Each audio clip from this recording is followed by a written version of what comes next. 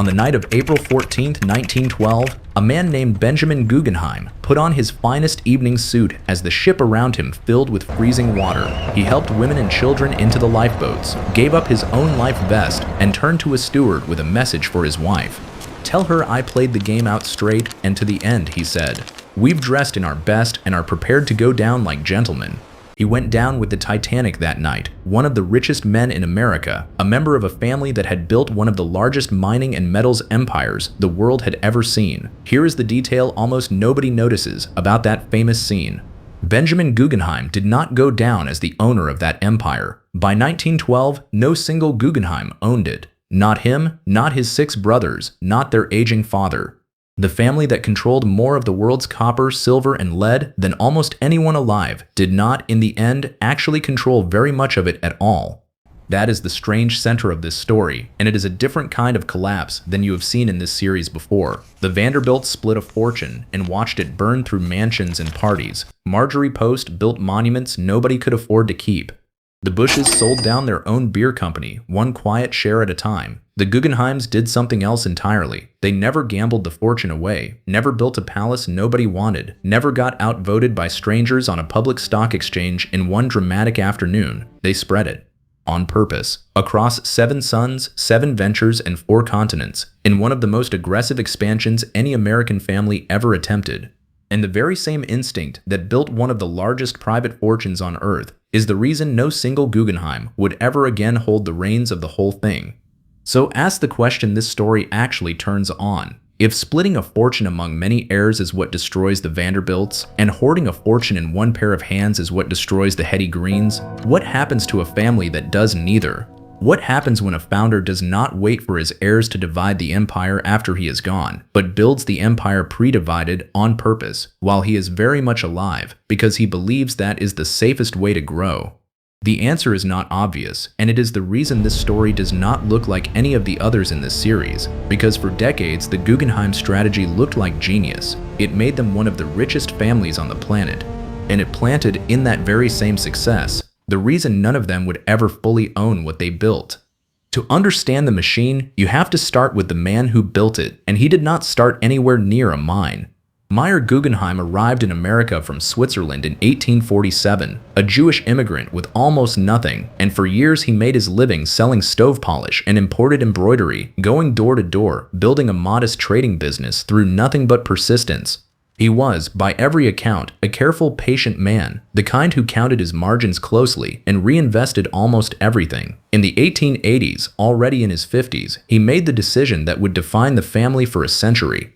He bought a stake in 2 struggling silver and lead mines in Leadville, Colorado, called the AY and the Mini, mines that other investors had written off as played out.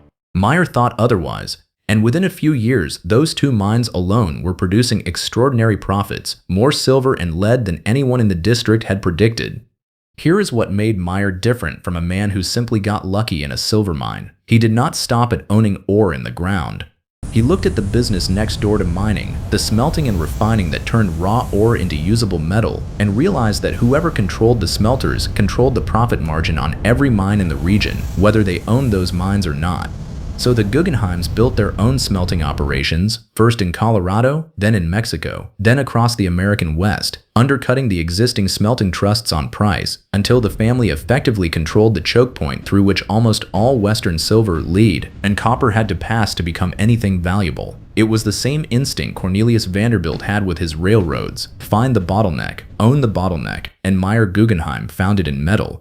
The rest of the smelting industry did not sit still while Meyer built his advantage. A powerful group of financiers had already combined most of the country's existing smelters into a single dominant company nicknamed the Smelting Trust, and when the Guggenheims refused to join it on the trust's terms, the trust responded the way trusts of that era always did. It slashed prices and tried to starve the family out, expecting the newcomers to fold within a season. Meyer refused to fold.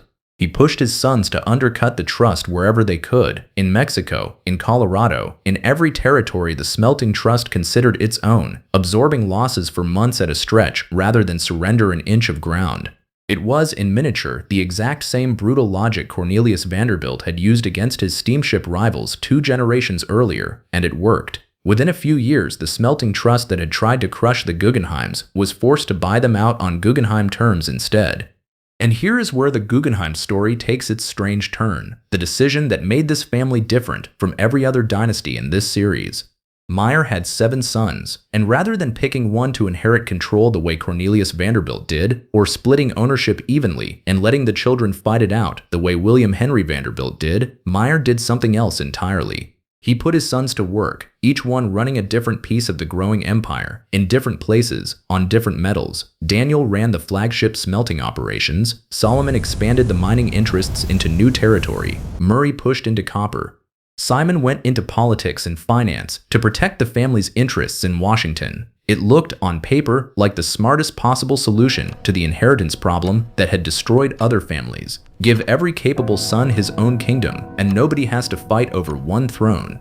For a while, it worked spectacularly. By the early 1900s, the Guggenheim family, through its central holding company and interlocking mining ventures, controlled an enormous share of the world's silver, lead, and copper production, reaching into Mexico, into Chile, into Alaska, and eventually into the Belgian Congo, an empire that dwarfed almost anything else in American mining. But watch closely, because the very structure that let them expand this fast, 7 capable sons each running his own piece of the world, was quietly doing something else at the same time. It was making sure that no single Guggenheim, and eventually no unified Guggenheim family entity, would ever again hold a clean, controlling stake in any one piece of what they had built.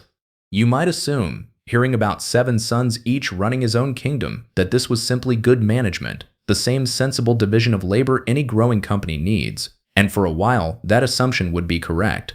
The trouble is that division of labor and division of ownership are not the same decision, even though they can look identical from the outside while a founder is still alive, to hold the whole picture together in his own head. Meyer Guggenheim never wrote down, in any binding structural document, exactly how the pieces were meant to stay connected once he was no longer the one connecting them. He trusted his sons to manage that themselves. It is the same trust Hetty Green placed in raw discipline, and the same trust the Vanderbilts placed in fairness. Trust is not a structure, it only feels like one, while the person everyone trusts is still in the room. The clearest proof of that came in 1901 when the Guggenheims folded their smelting operations into a larger industry consolidation, a new giant meant to unite most of the country's smelting capacity under one roof. The trouble was that this new company was not simply handed to the Guggenheims. Financiers tied to rival oil and finance interests held a substantial block of its stock, and for a tense stretch, it was genuinely unclear whether the Guggenheims, the family whose smelting expertise had built half the industry, would even control the company bearing that expertise. It took a hard-fought proxy battle and a costly buyback of shares for the Guggenheims to finally win working control in 1901. They won that fight, but notice what winning it required. It required spending enormous sums simply to reclaim control of a company built on their own family's know-how, because the structure had let outsiders in far enough to nearly take it. And instead of drawing back after that scare, the family did the opposite. They expanded even further, and further expansion meant more partners, more joint ventures, more minority stakes in ever larger and more distant projects. In Chile, the Guggenheims poured capital into one of the largest copper deposits on Earth, but developing it at that scale required outside financiers and eventually a sale of the controlling interest to a larger conglomerate. In Alaska, the family backed a major copper mining operation through a syndicate that again spread ownership among financiers well beyond the Guggenheim name alone. Each new frontier made the family richer. Each new frontier also meant the Guggenheim name sat on a smaller and smaller slice of the actual controlling stock, buried inside syndicates, consortiums, and holding structures with dozens of other names attached. The brothers did not always cooperate as smoothly as the early success suggested either. Daniel, who had led the fight to win control of the smelting giant, increasingly clashed with his younger brothers over strategy and control of the parent company. And by the 1910s, tension within the family had grown serious enough that several brothers moved to push Daniel out of his leadership role entirely. It was a quieter, more private version of the same family fracture that split the Bush family generations later, a founder's chosen successor forced out by his own blood when the pressure mounted. The empire kept growing throughout these fights, which is exactly what makes this story easy to miss. Nothing about the Guggenheim fortune ever looked like it was failing from the outside. Revenue kept climbing, new mines kept opening, But underneath the growth, the family's collective grip on any single piece of what it owned kept loosening, one negotiated settlement at a time. Then came the layer every dynasty in this series eventually faces, no matter how it starts. 7 brothers became a generation of cousins, and the family's various interests, distributed unevenly across 7 separate personal fortunes to begin with, split again as each brother's own children came of age. Some grandchildren stayed close to the family businesses, many did not. They moved into philanthropy, into the arts, into entirely unrelated careers, taking their share of the family's diversified wealth with them and investing it in things that had nothing to do with copper or silver at all. There was no single Guggenheim trust, no single family office of the kind the Rockefellers built, holding the industrial fortune together as one block across generations. There were instead dozens of separate family fortunes, all descended from the same silver mine in Colorado, none of them answering to the others. Here is the invisible law sitting underneath all of it. Diversification is supposed to be the safe move, the opposite of the reckless concentration that sank families like the Vanderbilts into a handful of unproductive mansions, and in one sense it was safe. No single bad decision, no single collapsed mine could ever wipe out the entire Guggenheim fortune because it was never in one place to begin with. But safety and control are not the same thing. A fortune spread wide enough across enough ventures, enough partners, and enough heirs stops being a fortune anyone can command and becomes instead a very large, very scattered collection of separate fortunes that happen to share a surname. The Guggenheims never lost their money the way the Vanderbilts did. They lost something else. They lost the ability to act as one. It is worth sitting with that distinction for a moment because it cuts against almost everything popular wisdom says about protecting wealth. Do not put all your eggs in one basket, the saying goes, and as portfolio advice, it is perfectly sound. But a dynasty is not only a portfolio. It is also, whether anyone admits it out loud, a chain of command, and a chain of command scattered across 7 baskets, 4 continents, and dozens of outside partners is a chain of command that answers to no one in particular. The Guggenheims optimized beautifully for the first problem and never noticed they were creating the second. Compare that, one more time, to the family that took precisely the opposite approach in the very same era.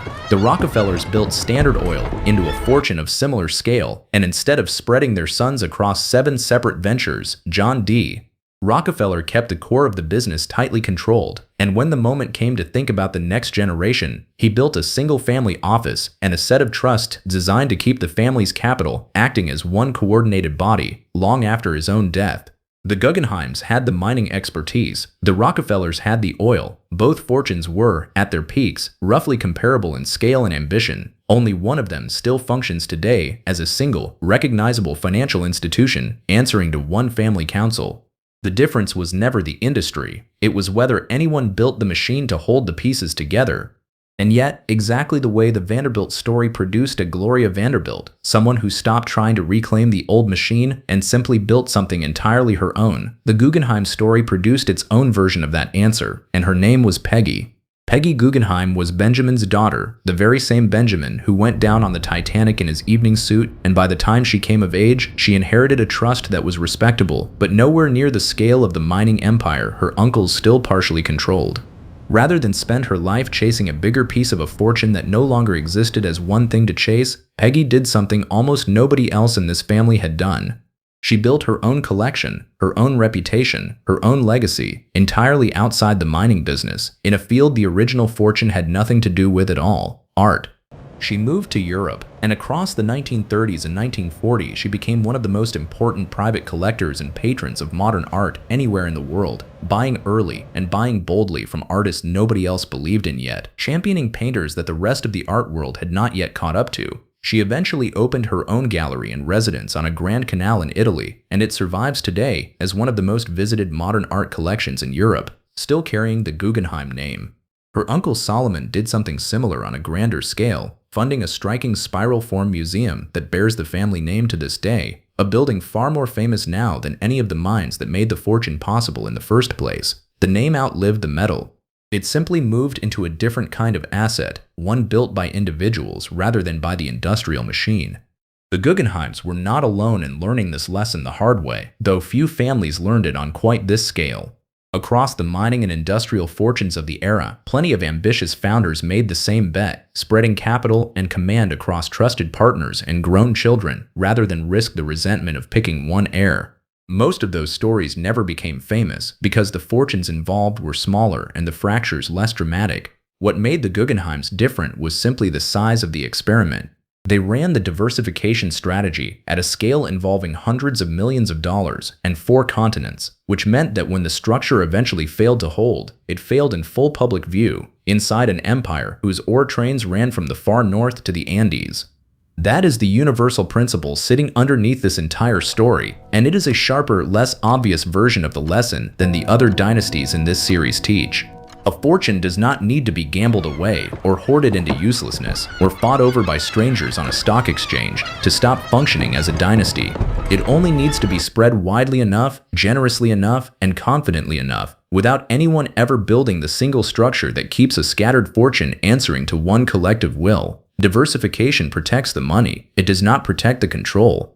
And a family that optimizes only for the first while quietly losing the second ends up exactly where the Guggenheims did, extraordinarily wealthy in aggregate and unable, when it mattered, to act as one body at all. So think back to that freezing night in April of 1912. A man in his finest evening suit standing on the deck of a sinking ship, sending home a message about playing the game out straight. Benjamin Guggenheim was not lying about his wealth. The family name attached to his name that night was genuinely one of the richest in America, but he was not, in that final hour, the owner of an empire in any single, controllable sense. He was one branch of a fortune that his own father had deliberately scattered across 7 sons, 4 continents, and dozens of partners decades before, in the belief that spreading the risk was the same thing as protecting the family. It kept the Guggenheims rich, it did not keep them united. And in the end, the copper and the silver mattered less than the one thing nobody in that family had ever quite held on to, not the metal, the control.